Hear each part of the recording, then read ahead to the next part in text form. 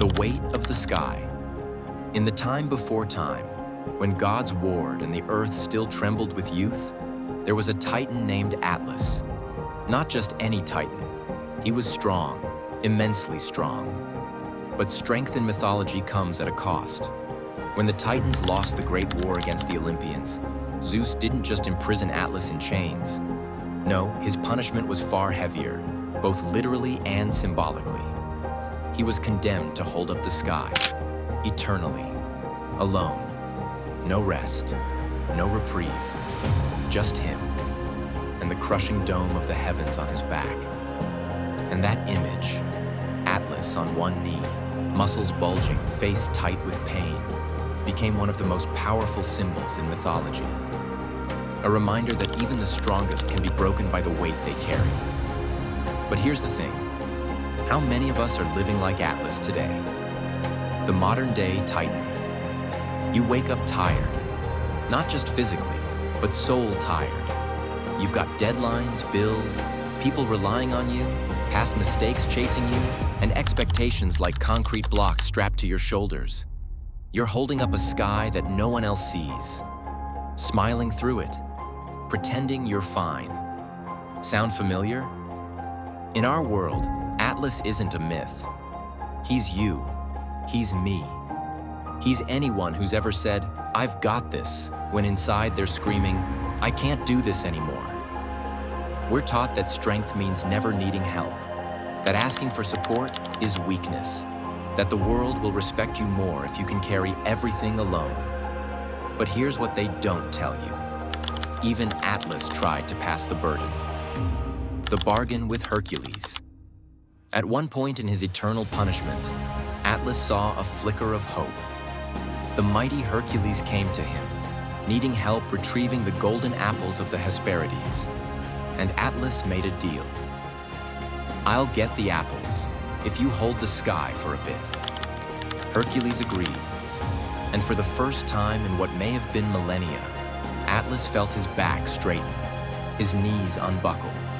He walked, he breathed, he felt free. It was temporary, of course, but it showed something important. Even a Titan wasn't above asking for relief. Even someone as powerful as Atlas needed a break.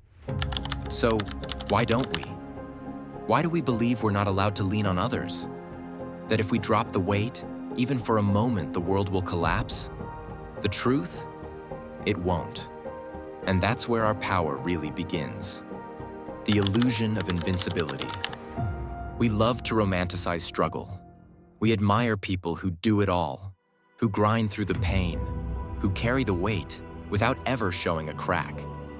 But let's be honest, that kind of strength, it's a performance, and performances are exhausting.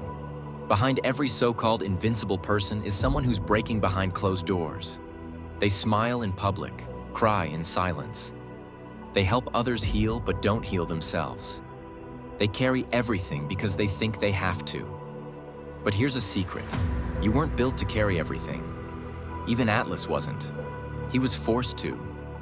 And if a Titan struggled under the weight of the sky, what makes us believe we should carry the entire world, our past, our trauma, our responsibilities, alone?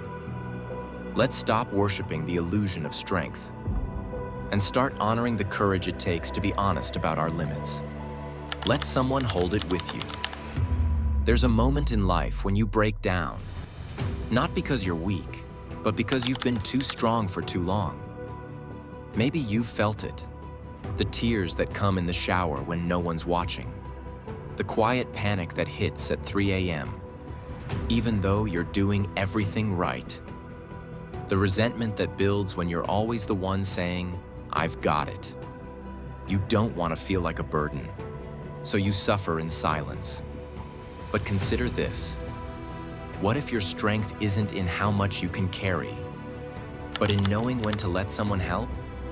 In the story of Atlas and Hercules, neither hero was diminished by leaning on the other.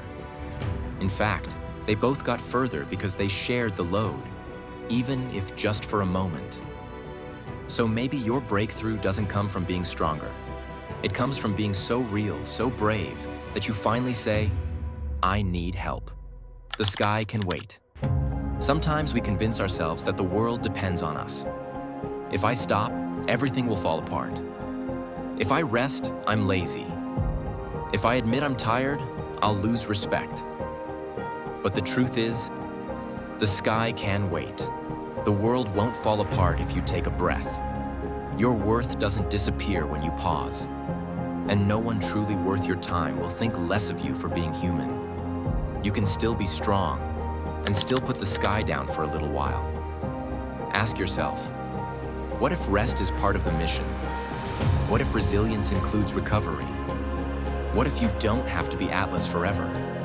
Because at the end of the day, strength isn't about never breaking. It's about having the wisdom to stop before you do, and the courage to ask someone to help you hold the sky. Letting go is not giving up. Picture this: Atlas, knees buckling, arms trembling, the entire sky pressing down on his back. And then, he sets it down. Not forever, just long enough to breathe. That's not weakness, that's wisdom. We live in a world that praises doing it all. But here's a truth no one says out loud. Sometimes the bravest thing you can do is let go. Let go of the pressure to be perfect. Let go of the guilt that says asking for help makes you less. Let go of the identity you've built around caring more than you should. Because who are you when you're not the strong one? Who are you when you're allowed to be supported too? There's a quiet revolution in rest. There's power in pausing. And there's beauty in not carrying what was never yours to hold alone. Rewriting the ending. The story of Atlas isn't just a myth. It's a mirror. So many of us are walking through life with invisible weights strapped to our backs. Generational expectations, unprocessed grief, unrealistic goals, fear of letting anyone down. But now it's your turn to rewrite the ending. Not as the titan who crumbled under the sky, but as the one who finally realized, I was never meant to hold all this by myself. So here's the invitation. Take off the armor, put the weight down, and allow someone to step in. Because sometimes healing begins not in the fight, but in the surrender. You don't have to carry the whole world. You just have to carry yourself with compassion, with truth, and with others. That's not failure, that's freedom.